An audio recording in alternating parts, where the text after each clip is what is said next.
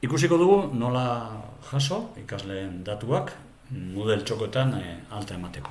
Orduan, datu jasoketa izeneko Excel fitxategia erabiliko dugu, beraz, lehenengo gauza, noski, hori zabalduko dugu. Excel bat denez, makroak baimenduko ditugu, ados emanda, eta agertuko zaigu izena emateko fitxa. Erabiltzaile izenean, posta helbidea idatziko dugu.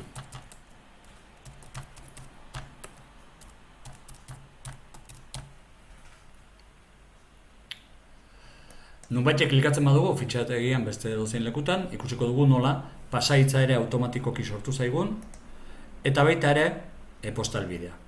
Horretaz gain, rol nagusia ere zehaztu digu, beraz, perfecto. Orain, izena idatziko dugu,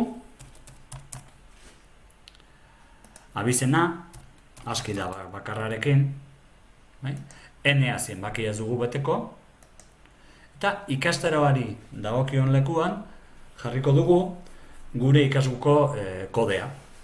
Hori kudeatzaileak emango dizue. Jar dezagun. Eta azkenik rola zehaztuko dugu. Ikaslea, ala irakaslea den. Orduan, aukeratzen badugu, edo jartzen badugu, bat, ikaslea. Bi, idazten badugu, irakaslea.